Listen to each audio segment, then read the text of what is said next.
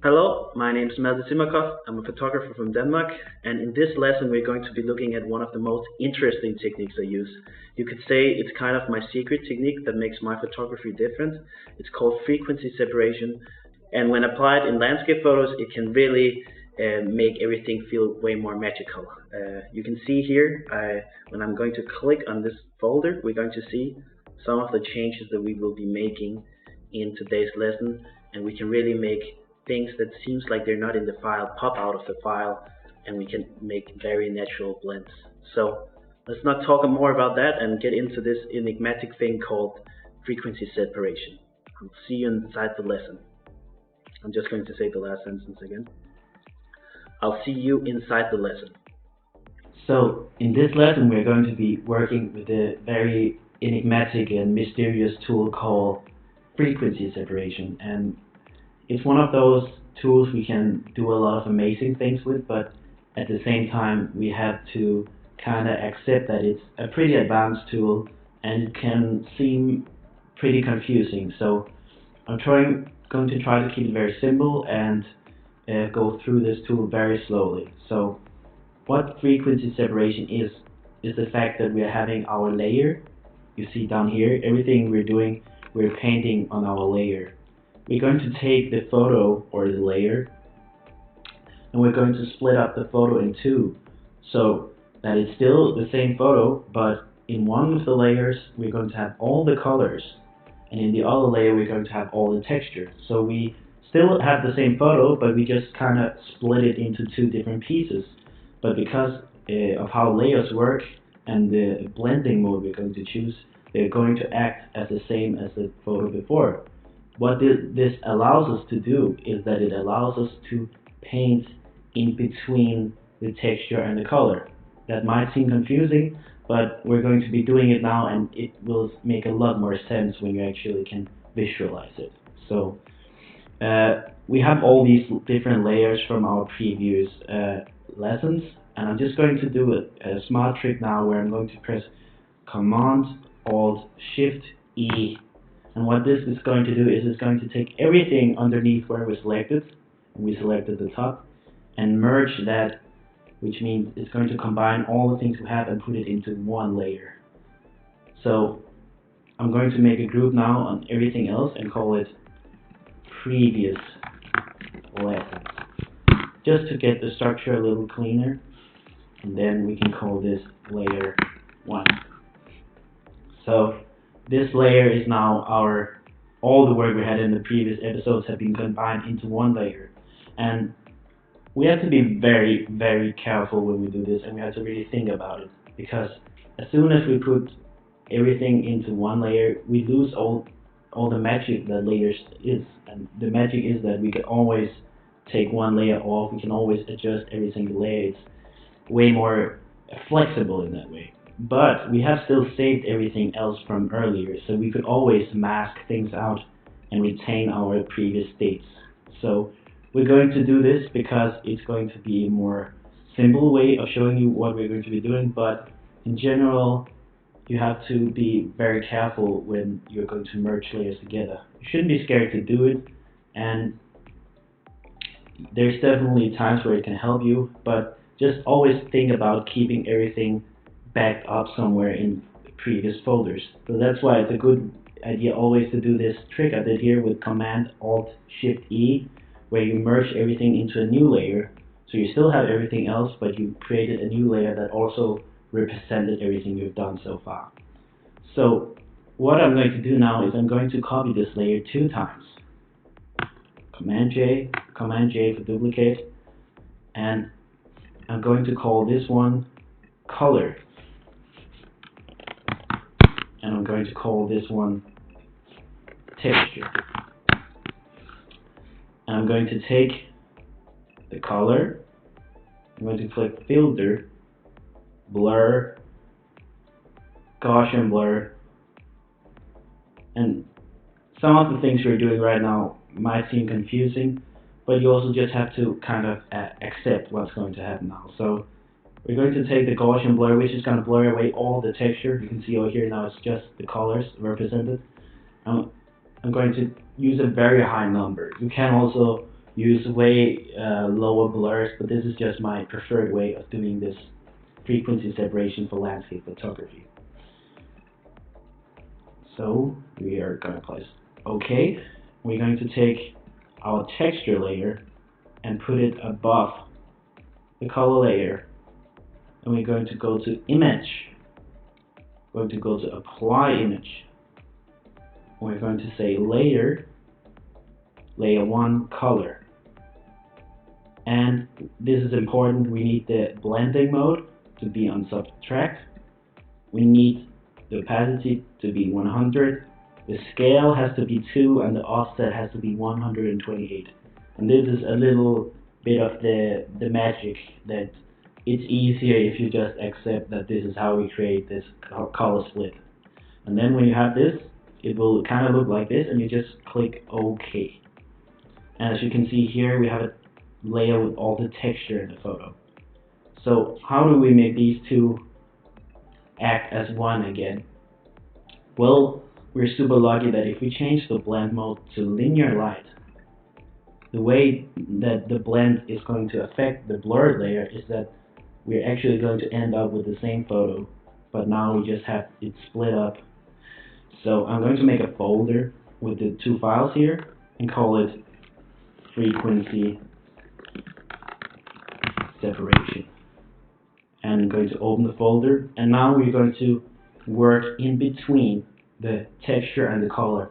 And this is where things get very interesting and powerful, because now every adjustment we create in between here is going to kind of mesh in between the texture and the color. So usually if we wanted to paint something, we would paint it in overlay mode that we choose here, because in that way it will kind of blend. But now we're already having this free blend, you could say, from the texture and color being separated.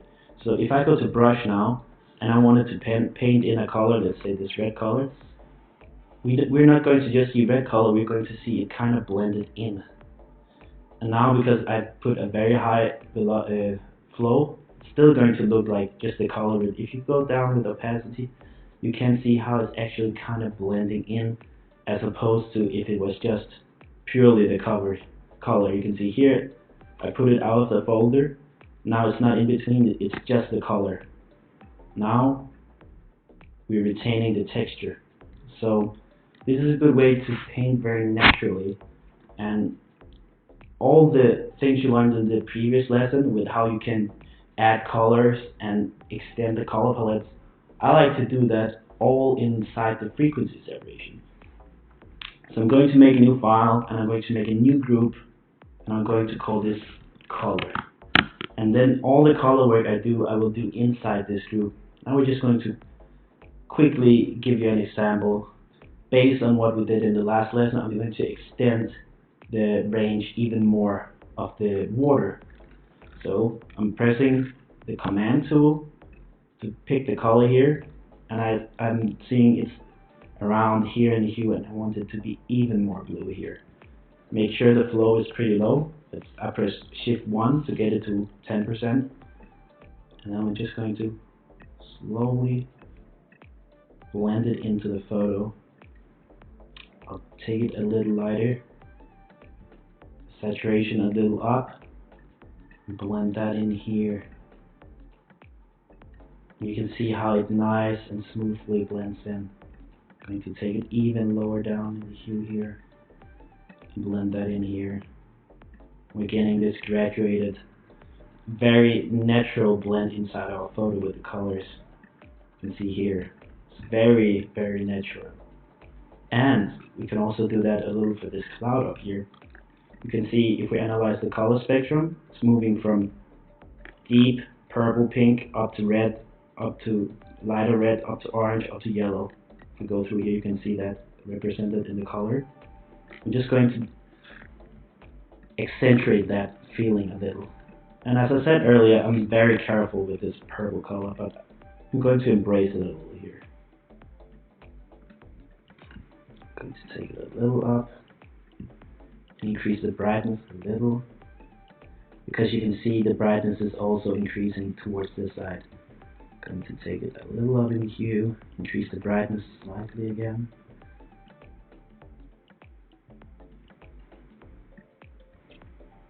going to take it up to red, increase the brightness slightly.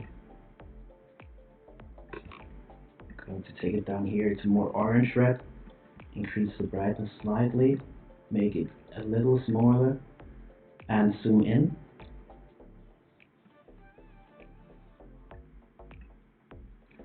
And I'm going to increase the brightness even more and take it towards orange.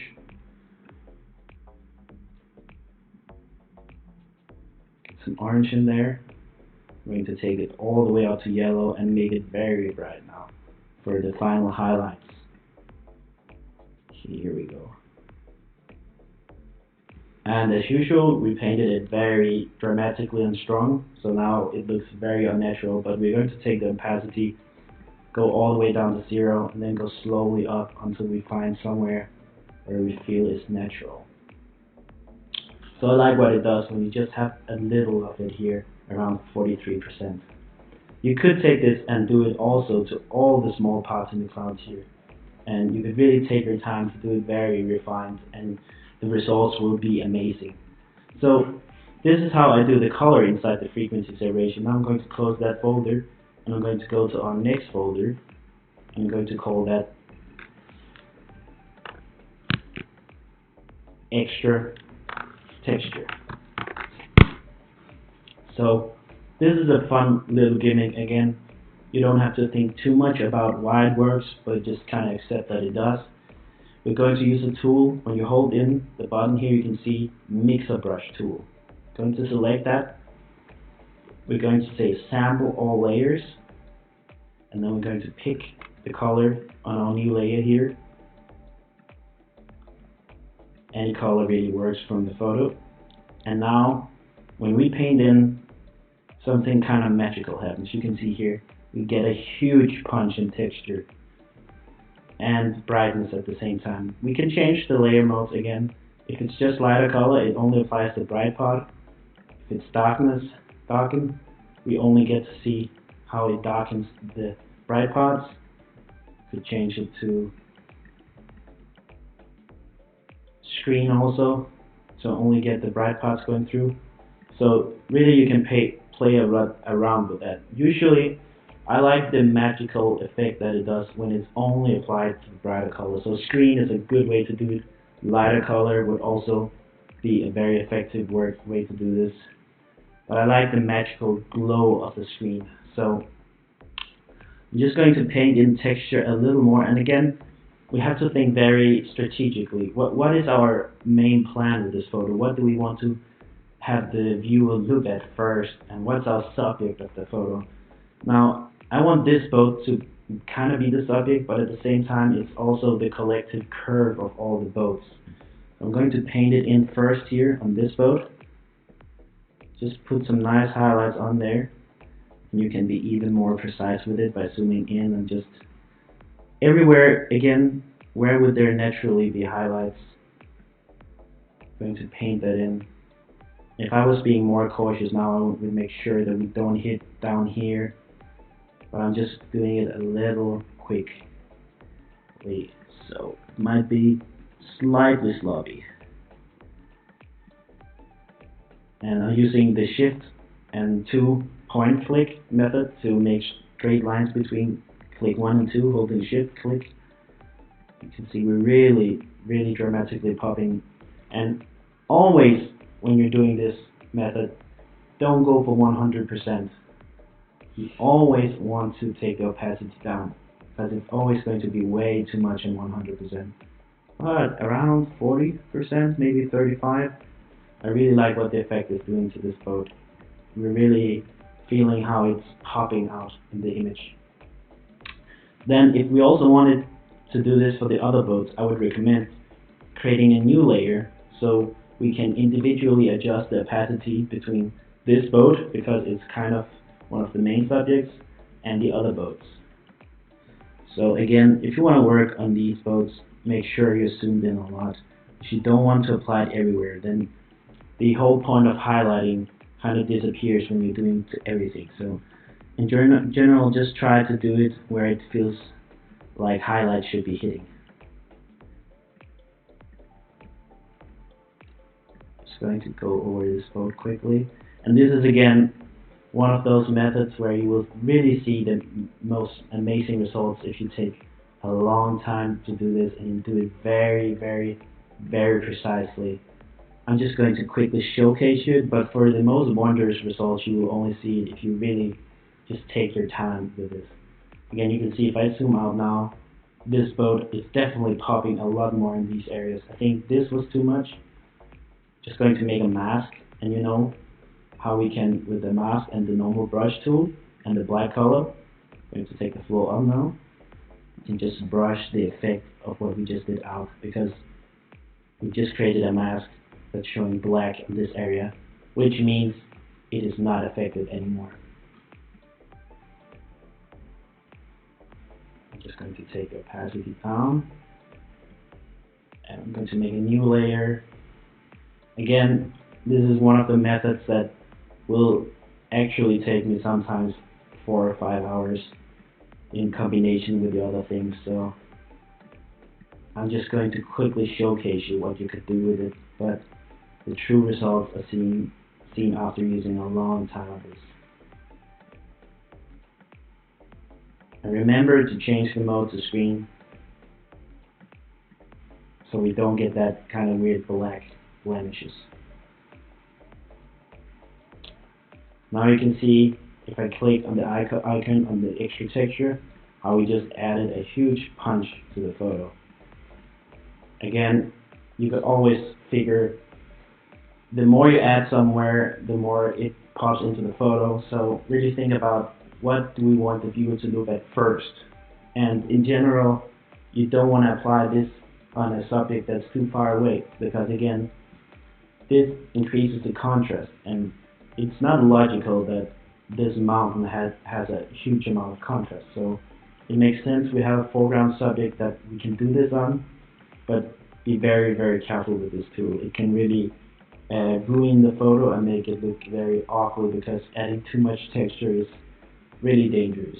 But at the same time, it can have a very nice sharpening effect. We could also make a new layer here and make a line, for instance, on this shoreline here. You can see how dramatically we just punched that out. Before, you almost wouldn't notice that it existed. Now it's definitely in the photo. For this one, I want to change the mode to lighter color, because it was too much with the magical glow. I'm going to take it down to around 30 opacity. Now you can see how we punched in for more texture. I'm going to take it to 50%. At the same time, I think the spot we did first of all, down here, is a little overdone. So I'm going to bring that down to 19%. So that's it for the texture group. Again, I'm just making different groups, and I will work on this, then I will go to the texture, work a little on this. And why it's so effective to have them groups is that we can always click on and off, and see what's the total effect of what we just did there. And at the same time, we can click on and off for frequency separation, and we see all the new things that we just did together. What's the effect? What do we like? What do we not like? What do we want to revert? And if there's something you don't like in the extra texture, you can always click here to make a mask, and then you can mask it out. So that's 2 of the main folders I will be creating. I will also be creating one more folder, and I will call it Dodge and Burn. And again, this concept I already introduced you to in the last episode, but dodge and burning inside the frequency separation is even more effective, and that's usually where I will be doing the most of my dodge and burning. So let's just do a little dodge and burning. Make sure we don't have the mixer brush tool selected, but the brush tool. Take the flow down, press D to get the default colors, black and white. And I'm just going to highlight some things I think right now should have a little more brightness in it. Right here, where the sun is coming into our fork, I feel like it makes sense that there's a little more. And you can see how well everything is blended into our photo because we're using the frequency separation. And I can make a new layer here, always make as many layers as possible so you have the individual layers you can turn on and off later. I'm going to click X to get the black color in front. I'm going to burn this a little.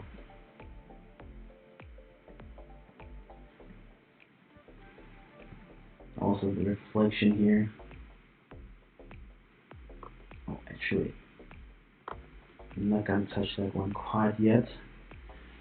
One thing we could do here is we have the trees and we have the kind of rippled water, so we don't have a perfect reflection, but we can kind of, with dodge and burn, we can kind of mimic, we can make it way more apparent that there's trees that's reflected in the water. And when I'm just kind of painting how the trees have a structure just very loosely right now, because we're going to turn down the opacity in a moment and it's going to make way more sense. Just burning. And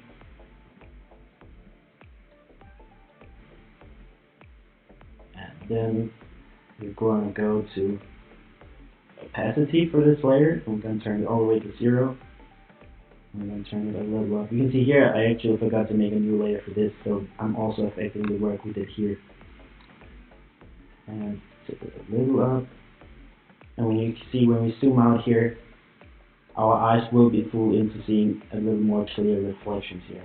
I'm going to take the fill down a little, and we just accentuated the shadows here. Now we already did a lot of dodge and burning in the previous lesson. I'm not going to use too much on that, but doing it inside our frequency separation gives us some whole new possibilities. And make sure when you're doing this dodge and burning inside frequency separation, you have the flow very, very low. And again, the more precise adjustments you make, the better. Now I just highlighted the highlight of the reflection, so it's popping out a little more. But you can see now I'm going to close the 3 folders, and I would work inside these 3. And at the same time we have the frequency separation group, and if I click that on and off, you can see all the new effects we put on here, and how nicely it boosts the texture here and here, and how we're getting some more color depth here. And then you can always make a mask and remove the things that you think were overdone. So that was frequency separation. It looks very scary, it sounds very scary, but once you understand it, and once you understand at least how to work with it, it gives you so many opportunities for amazingly detailed local adjustments that can really make you put a unique touch on your photo. So thank you so much for watching this lesson, and make sure you watch the next one where we will be doing the finishing touches in our Photoshop file, and we'll make it ready for export, so we will actually be finishing our photo finally in the next lesson. Looking forward to seeing you there. My name is Melvin Simakov, and it has been a pleasure.